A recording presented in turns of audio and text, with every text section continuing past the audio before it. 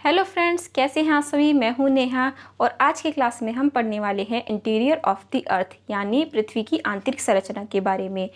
तो बेसिकली जो हमारी पृथ्वी की जो आंतरिक संरचना है यानी इंटीरियर ऑफ द अर्थ है, इसको 3 लेयर्स में डिवाइड किया गया है, क्रस्ट, मैंटल, कोर। ठीक है।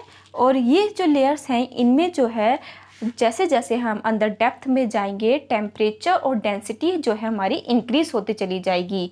ठीक है। और ये सब जो हमें एविडेंस है वो कैसे मिले हैं कि हमारी जो डेप्थ के साथ डेंसिटी बढ़ेगी, टेम्परेचर बढ़ जाएगा और डिफरेंट टाइप की जो लेयर है और एलिमेंट हैं, ये कैसे मालूम चल रहा है हमें। तो इसकी जो एविडेंस है वो क्या क्या है। पहला है डेंसिटी की स्टडी करते हैं। तो मान लीजिए आपने एक बकेट में वाटर लिया है, अब उसमें आप थोड़ा सैंड डाल दीजिए और उस बकेट के वाटर को जो है रोटेट कीजिए, तो आप क्या देखेंगे, जो सैंड है यानी जो हैवी सैंड होती है वो बीच में कलेक्ट हो जाएगी। तो इससे क्या मालूम चलता है कि जो हमारे अर्थ के जितने भी प्लैनेट हैं और वो उसके जो कोर में है यानी इनर पार्ट में जो है हैवियर एलिमेंट है और जो आउटर लेयर है उसमें उसकी जो डेंसिटी है वो कम है, लाइटर एलिमेंट पाए जाते हैं। ठीक है, ये हमें डेंसिटी बता रही है। अब दूसरा जो हमारा स्ट्रक्चर की स्टडी। अब स्ट्रक्चर की स्टडी में क्या होता है, हमारे जो वोल्केनिक इरप्शन होते हैं उसमें जो रॉक्स पाए जाते हैं जब वो ठंडे हो जाएंगे या जो हमारी जो अर्थ की जो सरफेस है उस पर जो डिफरेंट रॉक पाए जाते हैं, अगर उनकी हम स्टडी करते हैं तो हमें क्या मालूम चलता है कि इनर पार्ट में भी उसी टाइप की जो हमारी जो है एलिमेंट और रॉक जो है पाई जाती होंगी। ये हमारा हो गया। फिर है अगला हमारा सेस्मिक वेव की स्टडी। अब सेस्मिक वेव की स्टडी में क्या होता है, ये क्या होती है, हमारी मैकेनिकल वेव होती है, यानी इनको जो ट्रैवल करने के लिए एक मीडियम की ज़रूरत होती है। ठीक है।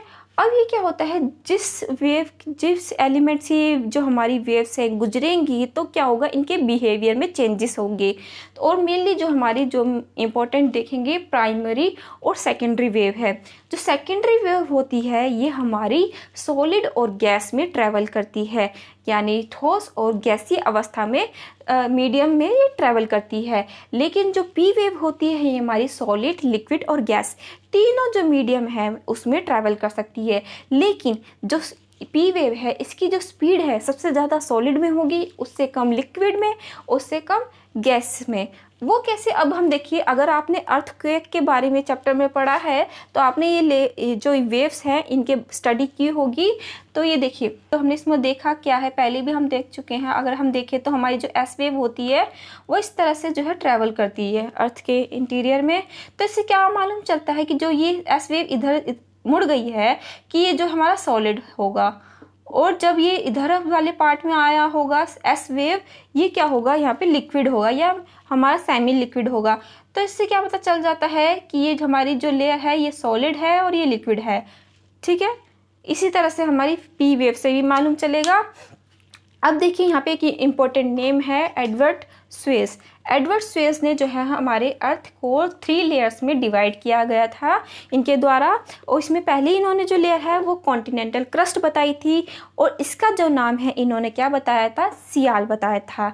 यानी ये जो लेयर है हमारी सिलिका और एल्यूमिनियम 2 मेन एलिमेंट से मिलकर बनी है। और भी जो है एलिमेंट पाए जाते हैं लेकिन मेनली इसमें जो हम देखें सिलिका और एल्यूमिनियम पाया जाता है। फिर दूसरी जो लेयर है इन्होंने मेंटल बताई थी, इसमें सिलिका और मैग्नीशियम 2 मेन एलिमेंट पाए जाते हैं। और लास्ट जो लेयर है हमारी कोर है, कोर में जो हमारे इसको नाम दिया था नीफे। नीफे क्यों कहा था, क्योंकि ये निकिल और आयरन 2 मेन कंपोनेंट या एलिमेंट से मिलकर जो हमारी कोर है वो बनी है। ठीक है। अब हम देखते हैं हमारा इंटीरियर ऑफ द अर्थ। तो सबसे पहली जो लेयर है वो है हमारी क्रस्ट। क्रस्ट में यहाँ पे देखिए इसको हम 2 पार्ट्स में डिवाइड करते हैं। पहली जो लेयर है इसे हम ओशनिक क्रस्ट कहते हैं या महासागरीय परत, और जो दूसरी लेयर है हमारी महाद्वीपीय परत है या कॉन्टिनेंटल क्रस्ट। ठीक है। और जो इसकी जो क्रस्ट की जो मोटाई है, थिकनेस है, वो ओशनिक पे जो क्रस्ट है वो 5 किलोमीटर तक होगी, यानी ये पतली होती है ओशन पे। और महाद्वीपीय जो क्रस्ट है, या हाँ महाद्वीपीय क्रस्ट कहेंगे उसको, उसकी जो मोटाई है वो 30 किलोमीटर होती है कॉन्टिनेंट पे। लेकिन अगर हमारे माउंटेन जहाँ पे होंगे, जो ये क्रस्ट की जो मोटाई है हमारी कितनी हो जाएगी, 50 किलोमीटर तक हो जाएगी, ठीक है। और जो क्रस्ट है ये किससे बना है, हमारा एल्यूमिनियम और सिलिका से मिलके बना है। और जो क्रस्ट है और ये अपर मेंटल है, इसको हम जो लेयर को मिला के अगर हम देखें तो यहाँ पे क्या पाया जाता है, इस लेयर को हम क्या कहेंगे, लिथोस्फीयर कहते हैं। और लिथोस्फीयर जो लेयर है ये सॉलिड फॉर्म में है। अभी हमने देखा था सेस्मिक वेव की जो स्टडी है, इससे हमें मालूम चलता है कि जो लिथोस्फीयर जो लेयर है हमारी, ये सॉलिड फॉर्म में पाई जाती है। क्यों? क्योंकि जो पी और एस वेव है इसकी जो स्पीड है यहाँ पर सबसे ज़्यादा है। लेकिन जो हमारी अगली लेयर है इसको एस्थोनोस्फीयर कहते हैं। जो अपर मेंटल की जो लेयर है इसे एस्थोनोस्फीयर कहते हैं। और ये जो है सेमी मोल्टन स्टेज में पाई जाती है। क्यों? क्योंकि जो पी और एस वेव है इसकी जो स्पीड है इस लेयर में आके जो है कम हो जाती है, ठीक है। अब जो ये मेंटल है हमारी लेयर, ये हमारी सिलिका और मैग्नीशियम से मिलके बनी है। और जो पूरी जो हमारा मेंटल है इसको हम क्या कहते हैं, पायरोस्फीयर कहते हैं। याद रखिएगा, इसको क्या कहा जाता है, पायरोस्फीयर कहा जाता है। और कहाँ तक हमारी जो ये मेंटल की लेयर पाई जाती है, 2900 किलोमीटर तक जो है हमारी मेंटल जो है लेयर पाई जाती है। और इधर देखिए मैंने ये डेंसिटी लिखी है। और जैसे जैसे हम अंदर डेप्थ में जाएंगे हमारी जो डेंसिटी है वो इंक्रीज हो जाएगी।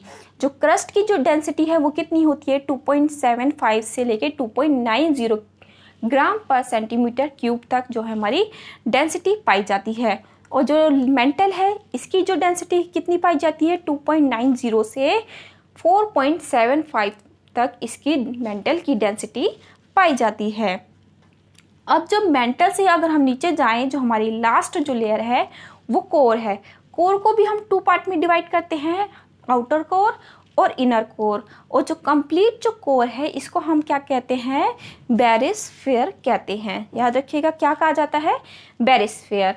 और इसकी जो डेंसिटी है वो कितनी होती है, 11 से 13 या 11 से 13 जो हमारी इसकी डेंसिटी पाई जाती है, किसकी, कोर की, ठीक है। अब 2900 से 6371 किलोमीटर तक जो हमारा कोर पाया जाता है। और इसमें आप देखेंगे जो आउटर कोर है वो हमारे लिक्विड फॉर्म में है और इनर कोर है सॉलिड फॉर्म में है। ऐसा क्यों है? जबकि यहाँ पे हम देख रहे हैं कि हमारी जितनी ज़्यादा हम गहराई में जा रहे हैं टेम्परेचर इंक्रीज हो रहा है। तो हमारा जब अगर टेम्परेचर इंक्रीज हो रहा है तो ये लिक्विड फॉर्म में होना चाहिए था ना, लेकिन ऐसा नहीं होता है। क्यों? क्योंकि जितना हम ज़्यादा गहराई में जा रहे हैं जो इसकी डेंसिटी है वो इंक्रीज होती चली जाएगी, ठीक है। और जो हम देखते हैं कि जो टेम्परेचर किस तरह का इंक्रीज होता है, तो हर इसकी डेप्थ में अगर हम जाते तो 32 मीटर की हर गहराई में जाने पर जो है 1 डिग्री जो हमारा सेल्सियस टेम्परेचर इंक्रीज हो जाता है, ठीक है। और एक इम्पोर्टेंट फैक्ट रह गया है, और जो हमारी मेंटल जो लेयर है इसका जो वॉल्यूम है पूरे अर्थ के कंपेयर में देखें तो इसका जो वॉल्यूम है वो कितना होता है, वो 83% इसका वॉल्यूम है मेंटल का। और इसका जो मास है वो कितना है, वो हमारा 67% जो है मेंटल का मास है, ठीक है। आई होप सारे पॉइंट हो गए हैं। हाँ, अब हम देखेंगे कि इन लेयर्स के बीच में कौन कौन सी डिसकंटिन्यूटी पाई जाती है और उन्हें किस तरह से हम इजी वे में याद कर सकते हैं। तो चलिए अब हम देखते हैं कौन कौन सी हमारी जो डिसकंटिन्यूटी है वो पाई जाती है। तो सबसे पहले आपको ये मालूम होना जरूरी है कि डिसकंटिन्यूटी होता क्या है। हिंदी में क्या कहेंगे से हम असातत्य पृष्ठ कहेंगे। तो डिसकंटिन्यूटी क्या होता है, ये बाउंड्रीज होती हैं जहाँ पे हमारी 2 लेयर्स मिलती हैं, उसके बीच का जो एरिया होता है उसे हम डिसकंटिन्यूटी कहते हैं। मान लीजिए ये एक लेयर है और ये दूसरी लेयर है, इसके बीच का जो ये वाला पार्ट है इसे हम डिसकंटिन्यूटी कहेंगे, ठीक है। अब हम देखते हैं किस तरह से हम इसे इजी वे में ट्रिक के द्वारा याद कर सकते हैं। कोई मुझे रेड गुलाब ला दो, ये क्या है हमारी आज की ट्रिक। ठीक है, कोई मुझे, देखिए जब हम चीज़ों को आसानी से याद कर सकते हैं तो क्यों हम अपने दिमाग पे बिना बात का जोर डालें। ठीक है, कोई मुझे रेड गुलाब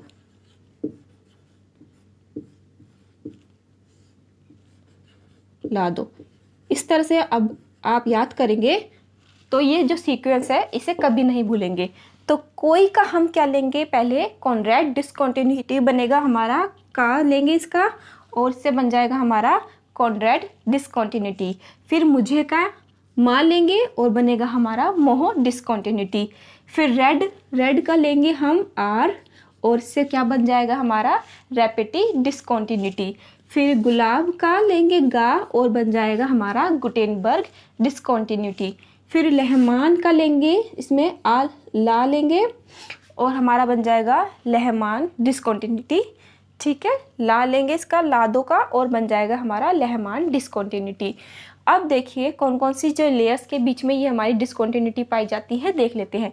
कॉन्ड्रैट जो है हमारी क्रस्ट के अंदर ही, जो आउटर क्रस्ट है और इनर क्रस्ट है इसके बीच में ये हमारी डिस्कंटिन्यूटी पाई जाती है। फिर जो मोह है, मोह पाई जाती है हमारी इनर क्रस्ट और अपर जो मेंटल है उसके बीच में मोह डिस्कंटिन्यूटी पाई जाती है। फिर देखिए रैपिटी जो है, रैपिटी हमारी अपर मेंटल और लोअर मेंटल के बीच में डिस्कंटिन्यूटी पाई जाती है।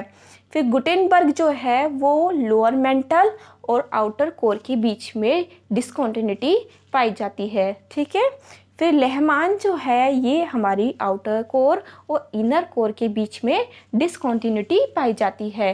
ठीक है, चलिए अब आगे बढ़ते हैं। अब देख लेते हैं कंपोजिशन इसका। जो हमारी पूरी अर्थ के अंदर कौन कौन से जो एलिमेंट हैं मेन पाए जाते हैं वो है आयरन, ऑक्सीजन, सिलिकॉन, एल्यूमिनियम। यहाँ पे हम पूरे अर्थ के में देख रहे हैं तो सबसे ज़्यादा हाईएस्ट जो एलिमेंट पाया जाता है वो क्या है, आयरन। अब सिर्फ अगर हम सिर्फ अर्थ के क्रस्ट की बात करें तो यहाँ पे कौन कौन से एलिमेंट पाए जाते हैं, ऑक्सीजन, सिलिकॉन, एल्यूमिनियम और आयरन। जो हाईएस्ट हमारा एलिमेंट है वो क्या है, क्रस्ट में ऑक्सीजन। याद रखिएगा एग्जाम में से क्वेश्चन बनता है, क्रस्ट में जो हाईएस्ट एलिमेंट है वो हमारा ऑक्सीजन है। फिर यहाँ पे देखिए जो एल्यूमिनियम है ये हमारा क्रस्ट में हाईएस्ट मेटल पाया जाता है। ठीक है, इसी के साथ हमारे यहीं पे टॉपिक ख़त्म होता है। तो अगर आपने अभी तक चैनल को सब्सक्राइब नहीं किया है तो चैनल को सब्सक्राइब कर लीजिएगा और इस वीडियो को लाइक करना ना भूलें। साथ में कमेंट करके ज़रूर बताइएगा कि आपको ये वीडियो कैसी लगी। Thank you, bye bye.